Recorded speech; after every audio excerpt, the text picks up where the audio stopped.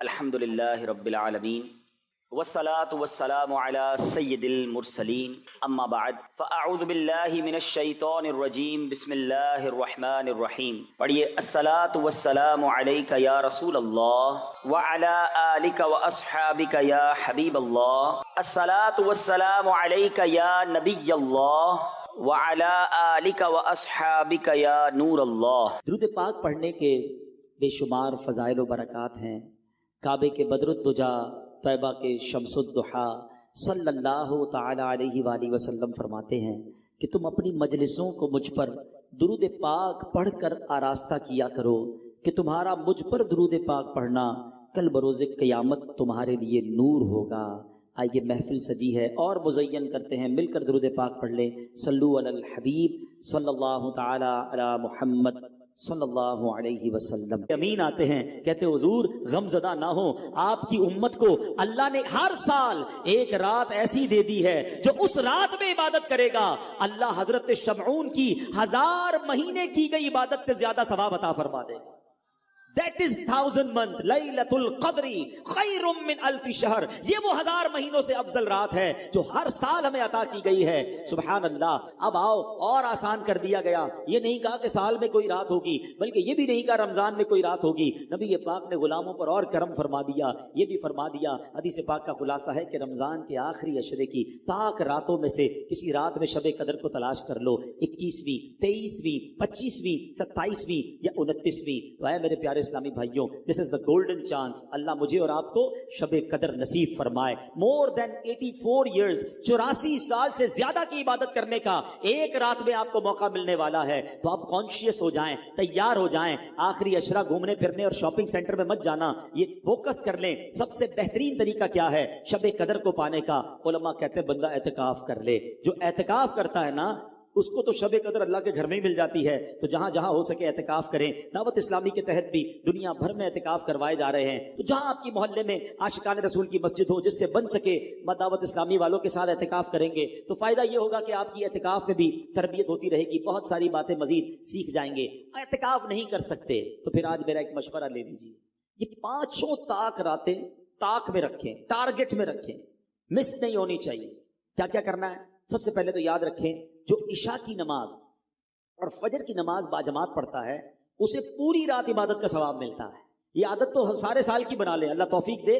سارا سال ہی عشاء اور فجر سے جماعت سے پڑھ لیا کرو، ہر رات عبادت کا ثواب مل جائے گا. لیکن ایٹ لیسٹ طاق راتوں میں عشاء بھی، تراویح بھی اور فجر یہ باجماعت آپ نے پڑھنی ہے. ماشاءاللہ کئی مسجدوں میں صلاۃ التسبیح ہوتی ہے، صلاۃ التسبیح ادا کریں. اچھا پھر ذکر و اذکار کی بھی کوئی ٹارگٹ لے لیں، کیونکہ فضول کام تو کرنا نہیں ہے. 1200 بار درود پاک پڑھیں، کلمہ پاک پڑھیں، اللہ اللہ کا ذکر کر لیں، سبحان اللہ، الحمدللہ، اللہ اکبر، اور جو ذکر الہی ہیں وہ کریں. اس کے بعد آپ کم از کم 2 سے 3 پارے تلاوت کا بھی ٹارگٹ رکھیں کہ میں نے 5 طاق راتوں میں تلاوت قرآن بھی کرنی ہے، سورہ ملک پڑھ لیں. اور پھر ایک اور مشورہ یہ دوں گا کہ 5 راتوں میں صدقہ دیں. آپ کی جتنی حیثیت، 100 روپے کر لیں، 500 کر لیں، 1000 کر لیں، 10,000، 1 لاکھ، جو اللہ نے آپ کو نوازے. 5 انویلپ بنا لیں کہ میں نے یہ 5 راتوں میں اللہ کی راہ میں خرچ کرنا ہے. کسی غریب کو دے دیں، کسی مسجد میں دے دیں، واٹ ایور.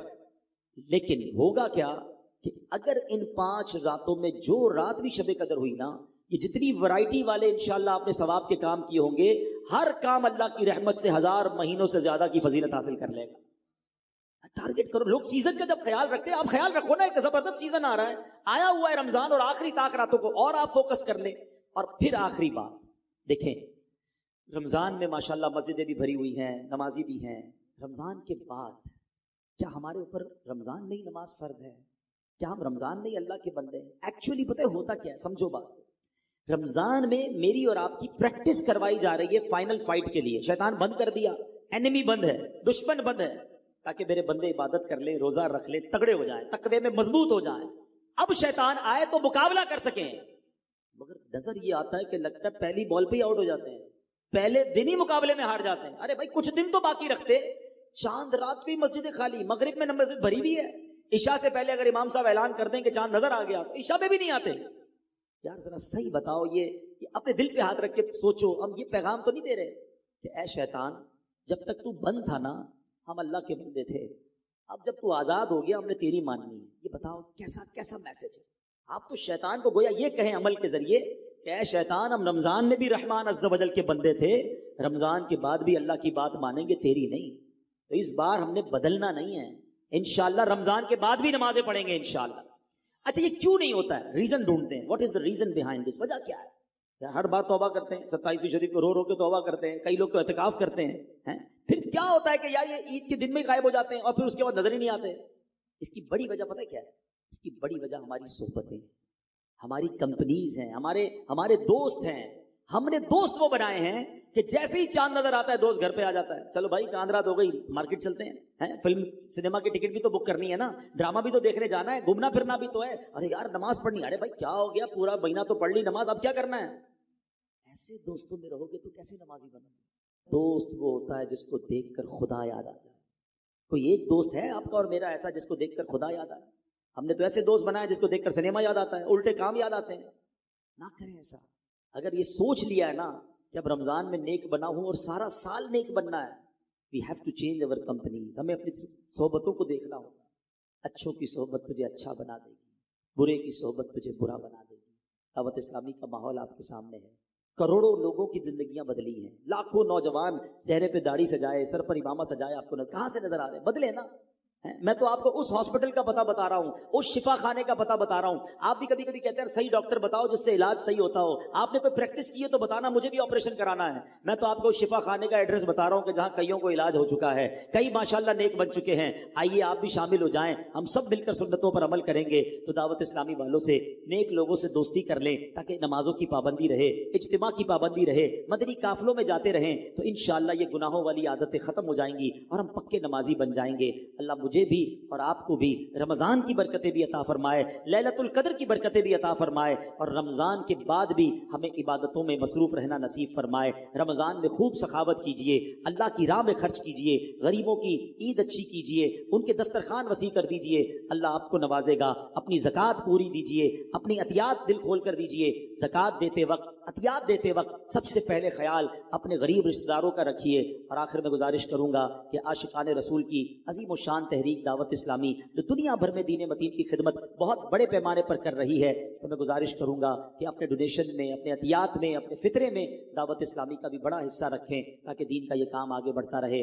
اللہ کریم ہم سب کا جمع ہونا اپنی بارگاہ میں قبول فرمائے، آمین بجاہ النبی الامین صلی اللہ تعالی علیہ وسلم۔ سورہ کوثر۔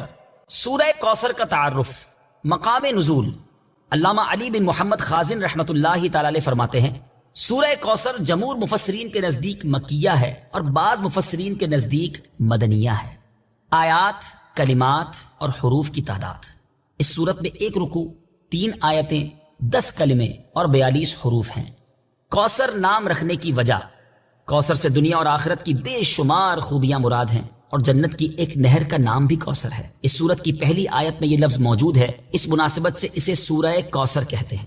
سورہ کوثر کے مضامین، اس سورت کا مرکزی مضمون یہ ہے کہ اس میں اللہ تعالیٰ نے اپنے حبیب صلی اللہ تعالی علیہ وآلہ وسلم کی مدحت بیان فرمائی ہے، اور اس میں یہ مضامین بیان ہوئے ہیں۔ نمبر 1، اس کی پہلی آیت میں اللہ تعالیٰ کے اس فضل و احسان کا بیان ہے جو اس نے اپنے حبیب صلی اللہ تعالی علیہ وسلم پر فرمایا۔ نمبر 2، دوسری آیت میں نبی کریم صلی اللہ تعالی علیہ وسلم سے فرمایا گیا کہ اللہ تعالیٰ کے فضل و احسان کے شکریے میں نماز پڑھتے رہیں اور قربانی کریں۔ نمبر 3، تیسری آیت میں فرمایا گیا کہ جو اللہ تعالیٰ کے حبیب صلی اللہ تعالی علیہ وآلہ وسلم کا دشمن ہے وہی ہر خیر سے محروم ہے۔ سورہ ماعون کے ساتھ مناسبت، سورہ کوثر کی اپنے سے ماقبل سورت ماعون کے ساتھ مناسبت یہ ہے کہ سورہ ماعون میں کافروں اور منافقوں کی جو صفات بیان کی گئیں ان کے مقابلے میں سید المرسلین صلی اللہ تعالی علیہ وآلہ وسلم کے اوصاف سورہ کوثر میں بیان کیے گئے۔ بسم اللہ الرحمن الرحیم۔ ترجمہ، اللہ کے نام سے شروع جو نہایت مہربان رحمت والا ہے۔ اِنَّا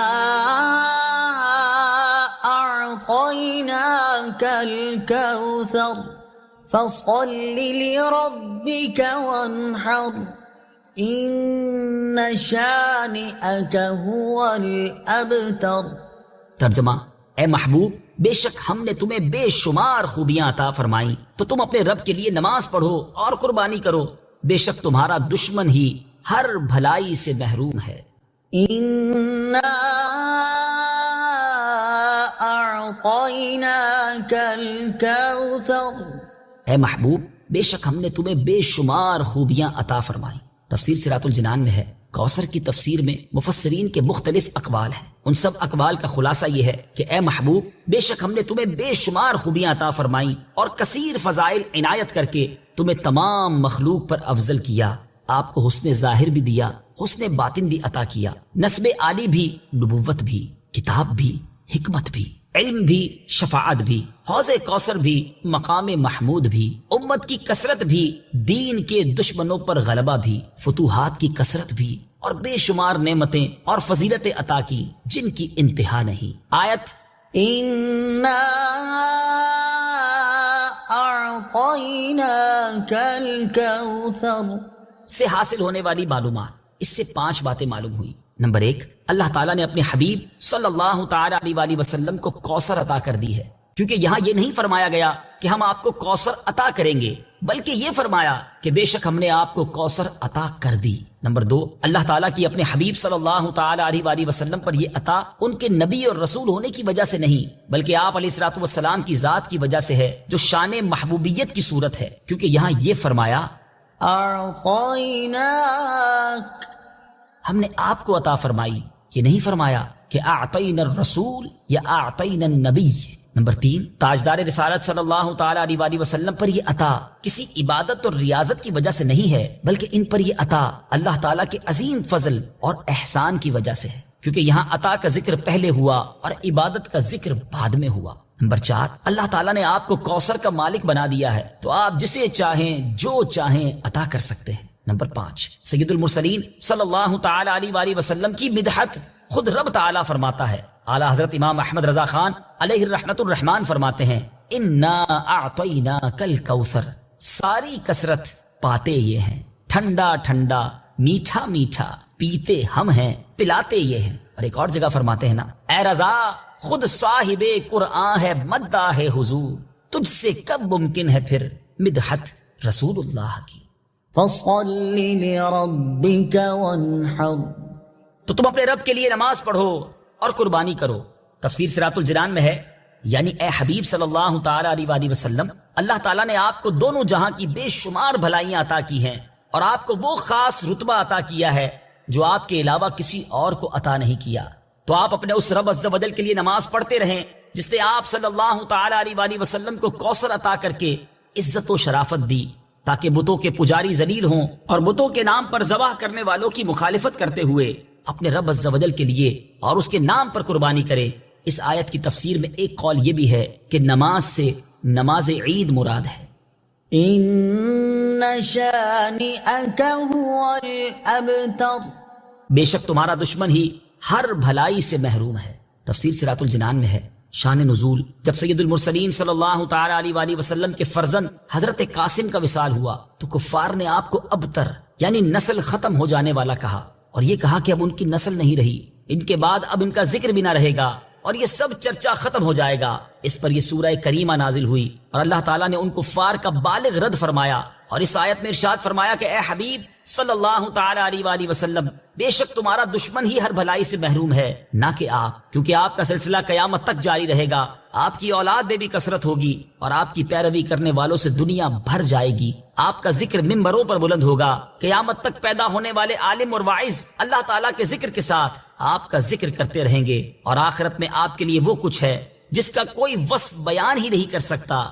تو جس کی یہ شان ہے وہ ابتر کہاں ہوا، بے نام و نشان اور ہر بھلائی سے محروم تو آپ کے دشمن ہیں۔ اعلیٰ حضرت امام احمد رضا خان رحمت اللہ تعالی علیہ اس صورت کی تفسیر بیان کرتے ہوئے فرماتے ہیں، عاص بن وائل شقی نے جو صاحبزادہ سید المرسلین صلی اللہ تعالی علیہ وآلہ وسلم کے انتقال پرملال پر حضور کو ابتر یعنی نسل بریدہ کہا، حق تعالی نے فرمایا إنا أعطيناك الكوثر، بے شک ہم نے تمہیں خیر کثیر عطا فرمائی کہ اولاد سے نام چلنے کو تمہاری رفعت ذکر سے کیا نسبت، کروڑوں صاحب اولاد گزرے جن کا نام تک کوئی نہیں جانتا، اور تمہاری ثنا کا ڈنکا تو قیامت تک اکناف عالم اور اطراف جہاں میں بجے گا، اور تمہارے نام نامی کا خطبہ ہمیشہ ہمیشہ اطباق فلک آفاق زمین میں پڑھا جائے گا۔ پھر اولاد بھی تمہیں وہ نفیس و طیب عطا ہوگی جن کی بقا سے بقائے عالم مربوط رہے گی. اس کے سوا تمام مسلمان تمہارے بال بچے ہیں اور تم سب مہربان ان کے لیے کوئی نہیں، بلکہ حقیقت کار کو نظر کیجئے تو تمام عالم تمہاری اولاد مانوی ہے کہ تم نہ ہوتے تو کچھ بھی نہ ہوتا، اور تمہارے ہی نور سے سب کی آفرینش ہوئی. اسی لیے جب ابو البشر آدم تمہیں یاد کرتے تو یوں کہتے، یا ابنی صورتن و ابایا معنن، اے ظاہر میں میرے بیٹے اور حقیقت میں میرے باپ. پھر آخرت میں جو تمہیں ملنا ہے اس کا حال تو خدا ہی جانے. جب اس کی یہ عنایت بے غایت تم پر مبذول ہو تو تم ان اشقیاء کی زبان درازی پر کیوں ملول ہو؟ بلکہ فصل لربك وانحر رب کے شکرانے میں اس کے لیے نماز پڑھو اور قربانی کرو. ان شانئك هو الابتر جو تمہارا دشمن ہے وہی نسل بریدہ ہے کہ جن بیٹوں پر اسے ناز ہے، یعنی عمرو و حشام رضی اللہ تعالی عنہما، وہی اس کے دشمن ہو جائیں گے اور تمہارے دین حق میں آ کر بوجہ اختلاف دین اس کی نسل سے جدا ہو کر تمہارے دینی بیٹوں میں شمار کیے جائیں گے. پھر آدمی بے نسل ہوتا تو یہی صحیح کے نام نہ چلتا. اس سے نام بد کا باقی رہنا 1000 درجے بدتر ہے. تمہارے دشمن کا ناپاک نام ہمیشہ بدی و نفرین کے ساتھ لیا جائے گا اور روز قیامت ان گستاخیوں کی پوری سزا پائے گا. والعیاذ باللہ تعالی. اس سے معلوم ہوا کہ حضور پر نور صلی اللہ تعالی علیہ وآلہ وسلم کا اللہ تعالیٰ کی بارگاہ میں مقام اتنا بلند ہے کہ ان کے گستاخ کو اس کی گستاخی کا جواب خود رب تعالیٰ دیتا ہے. ہاں روک لیتے ہیں یار، جب اللہ دینے میں نہیں روک رہا تو تم خرچ کرنے میں کیوں روک رہے ہو؟ اسے حدیث پاک کا مضمون ہے، گن گن کر خرچ نہ کرو ورنہ وہ رب کریم بھی تمہیں گن گن کر عطا فرمائے گا. جب وہ دیے جا رہا ہے نا تو آپ بھی اللہ کی راہ میں خرچ کرتے رہا. تو بہرحال قرآن نے کامیاب لوگوں کی فہرست میں جو کیٹیگری بیان کی وہ لوگ جو زکوٰۃ دینے والے ہیں. آگے چلتے ہیں. اللہ فرماتا ہے والذین هم لفروجهم حافظون الا علی ازواجهم او ما ملکت ایمانهم فانهم غیر ملومین. اب یہ 2 آیتیں میں نے ایک ساتھ پڑھ دی ہیں، ٹاپک ایک ہی ہے. اگلی 4th کیٹیگری آ رہی ہے. اللہ فرماتا ہے اور وہ جو اپنی شرمگاہوں کی حفاظت کرنے والے ہیں مگر اپنی بیویوں یا شرعی باندیوں پر جو ان کے ہاتھ کی ملک ہیں پس بے شک ان پر کوئی ملامت نہیں ہے. جو اپنی پرائیویٹ پارٹس کی حفاظت کرنے والے ہیں اور جو جائز طریقے ہیں وہاں سے اپنی شہوات کو پورا کرتے ہیں، ناجائز نہیں جاتے، یہ وہ کامیاب لوگ ہیں جن کی قرآن فہرست بیان کر رہا ہے.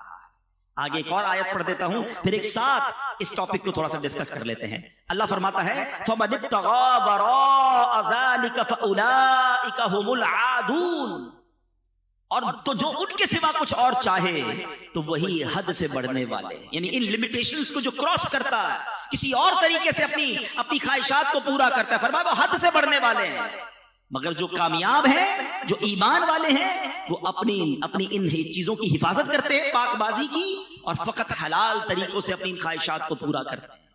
جس کی ڈیٹیل بیان کی قرآن نے کہ ان کی ازواج ہیں، ان کی بیویاں ہیں، اس کے علاوہ وہ کہیں اور نہیں جاتے. تو اے میرے میٹھے اسلامی بھائی، اور نوجوان پر شیطان کا یہ بہت بڑا حملہ ہوتا ہے.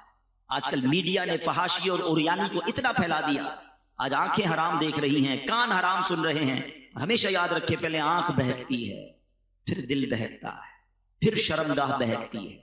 اور جس نے اپنی شرمگاہ کی very sensitive parts in our body, سبحان اللہ. اللہ کے حبیب کی ایک حدیث سناتا ہوں. آپ حدیث میں نارملی یہ نہیں سنتے آپ کہ جنت کی گارنٹی مل جائے.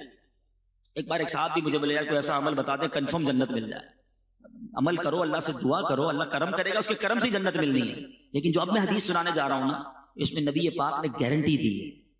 اللہ کے حبیب علیہ الصلوۃ والسلام فرماتے جو مجھے 2 چیزوں کی گارنٹی دے دے میں اسے جنت کی گارنٹی دیتا ہوں.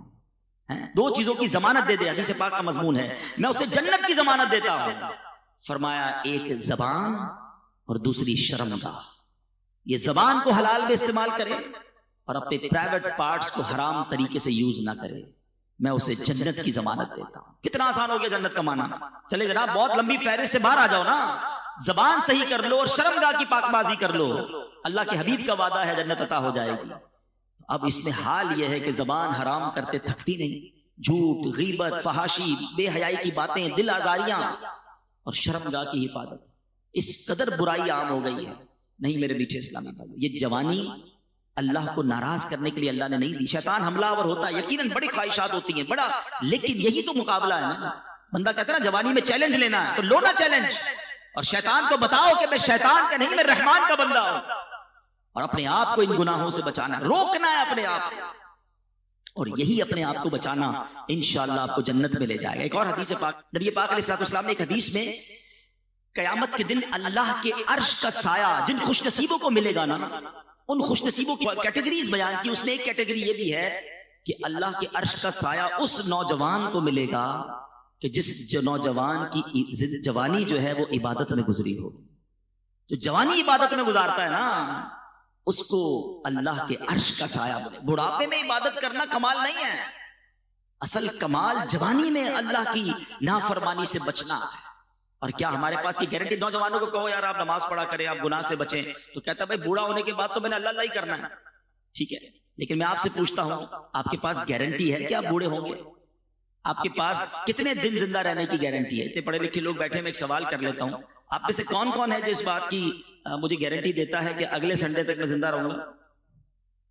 کوئی ہے؟ اچھا، اگلے سنڈے تک کی گارنٹی نہیں ہے۔ اچھا، کل صبح تک کی تو ہوگی کسی کے پاس کہ مارننگ تک زندہ رہوں گا؟ اچھا، ایک بھی ہاتھ نہیں اٹھا ہے۔ اچھا، کسی کے پاس یہ گارنٹی ہے اس ہال سے زندہ باہر جاؤں گا؟ یہ بھی نہیں ہے۔ آپ کو یہ معلوم ہے کہ آگاہ اپنی موت سے کوئی بشر نہیں، سامان 100 برس کا ہے، پل کی خبر نہیں۔ جب پل کی خبر نہیں ہے تو مجھے بتاؤ نا پھر کل کی پلاننگ کیوں کر رہے ہو؟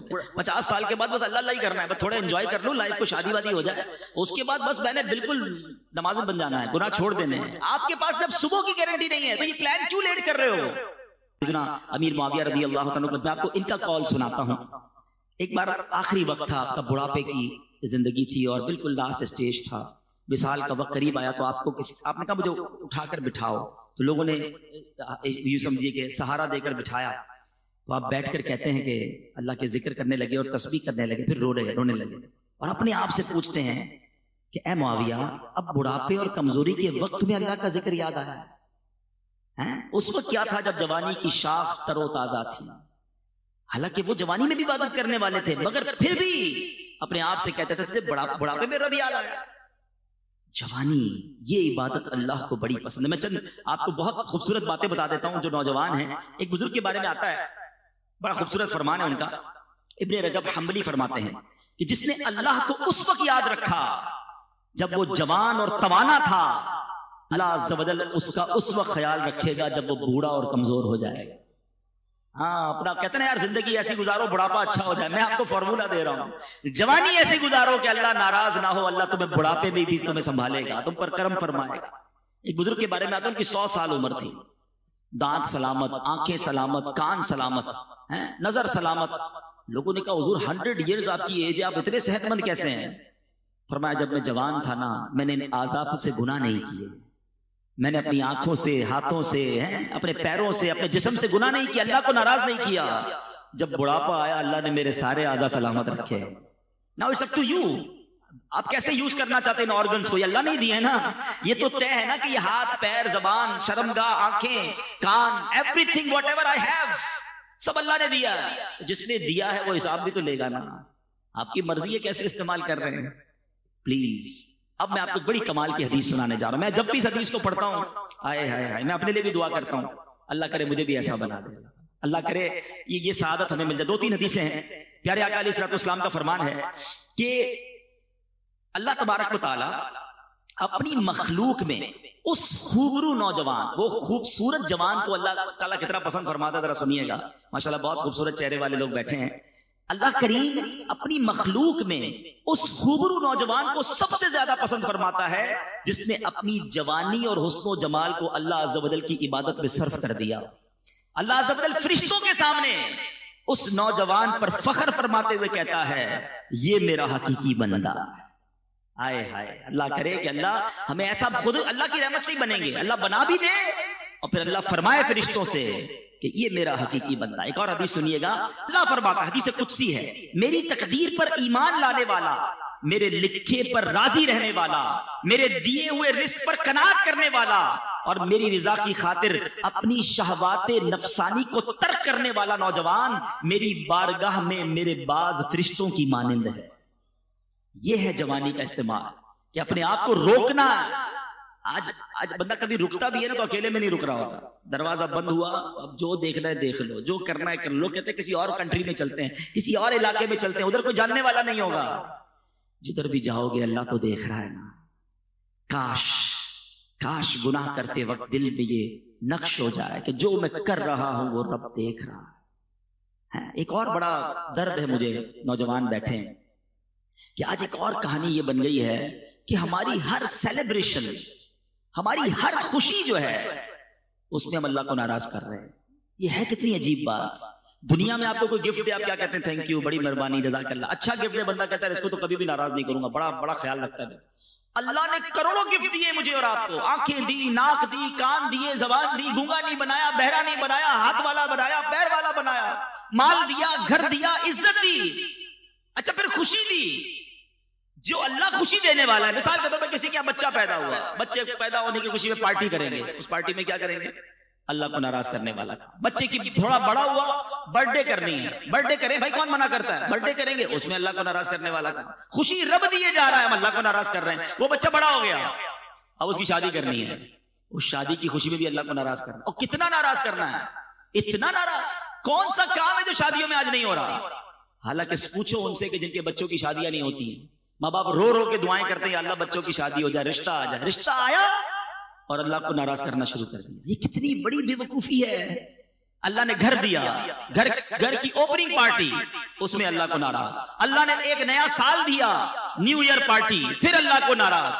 بندہ بیمار ہو کر صحت یاب ہوتا ہے, کہتے ہیں صحت کی خوشی میں پارٹی, پھر اللہ کو ناراض. ارے اللہ کے بندوں, تمہیں رب دیے جا رہا ہے اور تم اسے ناراض کیے جا رہے ہو. پھر کہتے ہیں ہماری نعمتیں چلی جاتی ہیں, بچوں کی شادی میں لاکھوں کروڑوں خرچ کیے, تھوڑے عرصے بعد بہو گھر پہ آ گئی یا بیٹی گھر پہ آ گئی طلاق لے کر, رشتہ ٹوٹ گیا, بڑی ناراضگی. اچھا شادی ہو گئی تو ان کے یہاں اولاد نہیں ہو رہی, کیا کرے؟ ارے تم نے اس شادی میں اللہ کو ناراض کتنا کیا تھا, کبھی سوچا؟ یہ کتنی بڑی بے وقوفی ہے کہ میں خوش ہو رہا ہوں. ذرا میرا جملہ سنیے گا, اللہ کرے میری یہ بات آج دل میں اتر جائے. یہ سوشل میڈیا پر بھی لائیو جا رہا ہے. یہ کتنی بڑی بے وقوفی ہے کہ اللہ خوشی دے رہا ہے, میں خوش ہو رہا ہوں, میرے بچے, فیملی, دوست خوش ہو رہے ہیں, اور اس خوشی میں میرا رب ناراض ہو رہا ہے. مجھے بتاؤ نا, یہ عقل مندی ہے؟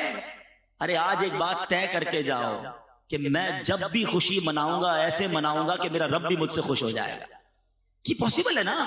بلکہ میں آج یوتھ کو, نوجوان کو ایک پوائنٹ دینا چاہتا ہوں کہ آج آپ ایک نیت کر کے جاؤ کہ یار میری جب بھی شادی ہونی ہے نا, میں نے کم از کم اللہ کو ناراض نہیں کرنا ہے. کیوں؟ آپ کی شادی میں انجوائے کون کرے گا؟ آپ کے دوست, آپ کے رشتہ دار. اچھا آپ کہیں گے یار ہم کوئی رسم نہیں کریں گے تو خاندان والے کیا کہیں گے؟ تم خاندان والوں کو راضی کرنے کے لیے, تم دوستوں کو راضی کرنے کے لیے ایک تو لاکھوں روپے خرچ کرو گے, اس کے بعد اس سب کا وبال جو آئے گا وہ تم میاں بیوی پر آئے گا, اس کپل پر آئے گا کہ ان کی شادی میں یہ ہوا تھا. اینڈ آف دا ڈے اس کی سارے کمپلیکینسز وہ آپ نے بھگتنے ہیں. تو میں کیوں بھگتوں بھائی؟ اپنے دوستوں کو, رشتہ داروں کو راضی کرنے کے لیے میں اور میری بیوی اور آنے والے بچے اس لعنت کو کیوں بھگتے ہیں؟ ہم نے وہی کرنا ہے جو رب کی رضا ہے. آپ کر کے دیکھو, پھر اس کی خوشیاں دیکھو, کیونکہ اللہ نے قرآن میں فرمایا ہے لَإِن شَكَرْتُمْ لَأَزِيدَنَّكُمْ, تم میرا شکر ادا کرو میں تمہیں اور عطا کروں گا. آپ خوشی میں شکر ادا کریں نا, نعمتوں کا شکر ادا کریں, صدقہ کریں, خیرات کریں. شادیاں اچھی انداز سے بھی ہوتی ہیں. ایک صاحب مجھے ملے, بہت کمال کی بات کی, کہ جب بھی اپنے کسی بچے کی شادی کرتا ہوں ساتھ 2 غریب بچوں کی شادیاں بھی کر دیتا ہوں. رسمیں وسمیں نہیں کرتا, وہ پیسے ان غریب بچوں پہ خرچ کرتا ہوں. وہ ساری زندگی جھولیاں اٹھا اٹھا کے میرے بچوں کو دعائیں دے رہے ہوتے ہیں, میرے بچوں کی خیر ہو جاتی ہے. یہ کرو نا, کمال ہے. ہر خوشی میں رب کو ناراض. اللہ کرے یہ شیطان کا وار ہم سمجھ جائیں. یہ مردود چاہتا یہ ہے کہ اللہ ہم سے ناراض ہو جائے اور ہم اس کی بات مان لیتے ہیں. ہماری ہر سیلیبریشن میں ہم سیلیبریٹ کریں, اس میں کوئی غم نہیں ہے, کوئی منع نہیں ہے, مگر ایسی سیلیبریشن کرو کہ اللہ بھی راضی ہو جائے. قرآن خوانی کریں, نعت خوانی کریں, لنگر کریں, غریبوں کو کھلائیں, صدقہ کریں, خیرات کریں, اچھے کپڑے پہنے, کون منع کرتا ہے؟ خود بھی پہنے, دوسروں کو بھی پہنا دیں, لیکن تکبر نہ کریں, ریاکاری نہ کریں, دکھاوا نہ کریں, تکلیف نہ دیں. ارے تم خوش ہو رہے ہو, پورا محلہ رات کو سو نہیں رہا. ایسی کون سی شادی ہے بھائی؟ ڈھول دھمکا, آتش بازی, لوگ نیند سے ڈر کے اٹھ جاتے ہیں, پتہ چلتا ہے بارات آئی تھی, ایسا لگتا ہے محلے پہ حملہ ہو گیا کسی کا. اب بتاؤ یہ دل سے دعا نکلی تمہاری شادی کی رات ان لوگوں کے لیے؟ شادی کی رات تم نے ہائے لیے ہیں, لیتے ہیں لوگ, پھر کہتے ہیں یار خوشیاں نہیں مل رہی فیملی میں. تم نے, آپ خود سوچے تھے یہ شیطان نے ہم کون سے کام ہم سے کروا رہا ہے.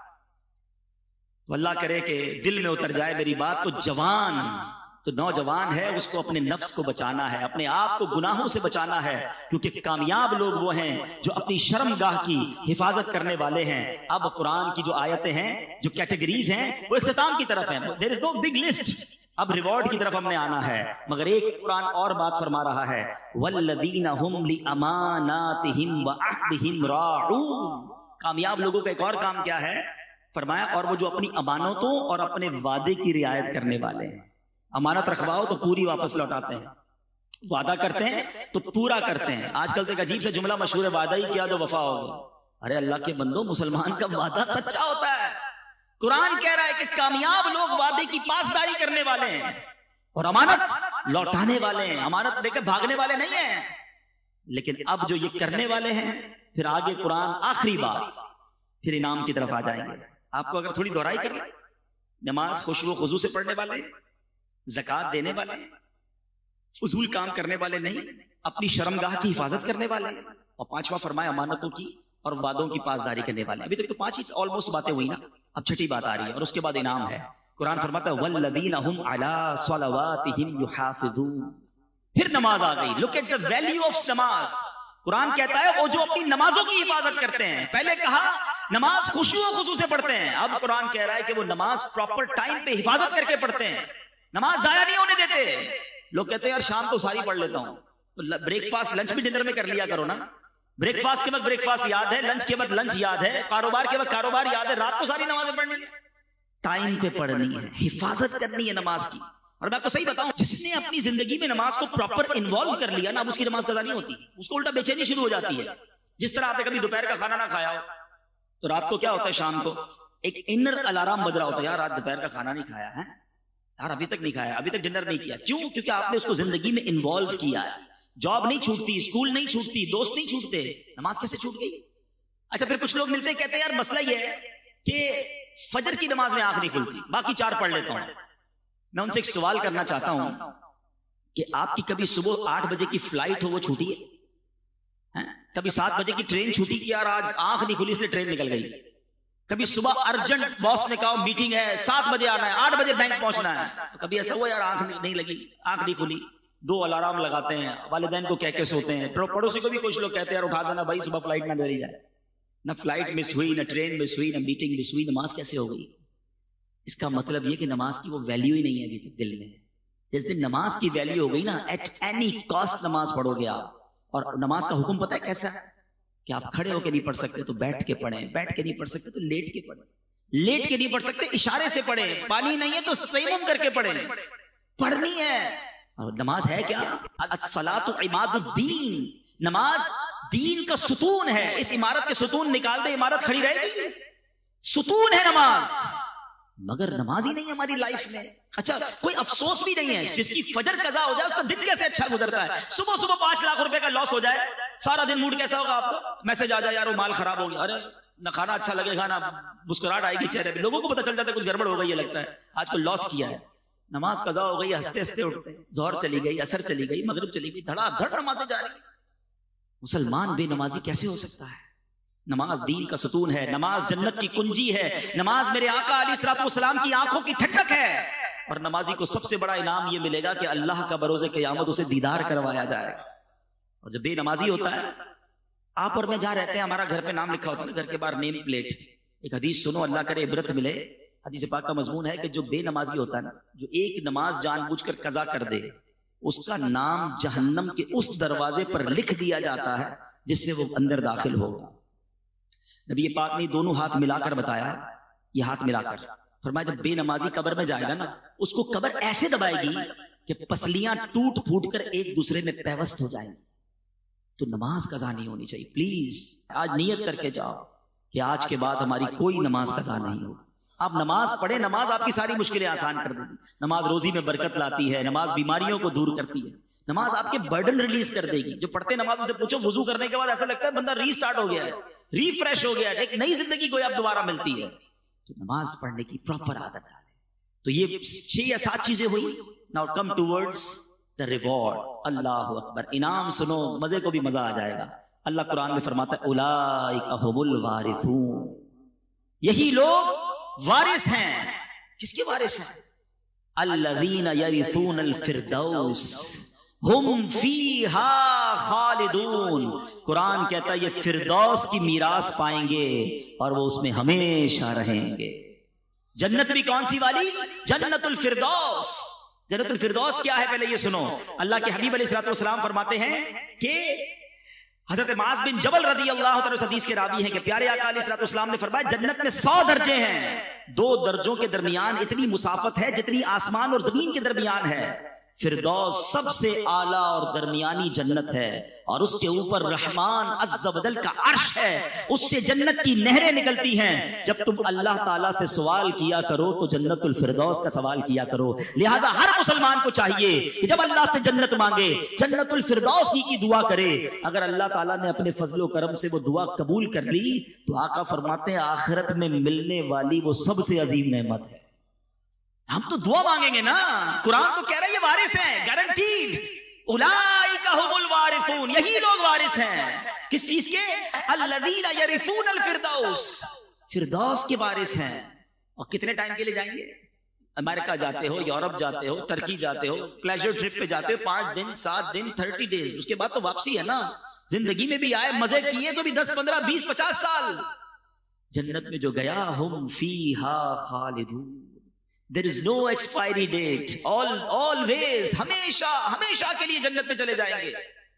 کتنی لمبی لسٹ تو نہیں ہے کہ سورہ مومنون کی آج میں نے تقریباً 11 صرف آیتیں تلاوت کی ہیں اور یہی میرا بیان تھا کہ کامیاب لوگ کون ہیں. قرآن کے ذریعے بیان کرنے کی کوشش کی کہ یہ لوگ کامیاب ہیں اور ان کے یہ کام ہیں. 6-7 کام بتائے ہیں قرآن میں. کیا ہم یہ نہیں کر سکتے؟ تو آج نیت کر کے جائیں کہ انشاءاللہ اس راستے پر چلنا شروع کر دیں گے تاکہ رب مجھے فرمائے میں کامیاب ہوں. اللہ فرمائے کہ یہ جنت کا وارث ہے اور یہ جنت الفردوس میں داخل ہوگا. پھر تو ہمارے وارے نیارے ہو جائیں گے. اللہ کریم ہمیں قرآن پڑھنے اس پر عمل کرنے کی توفیق عطا فرمائے اور ان گناہوں والی زندگی سے رب کریم ہمیں محفوظ فرمائے.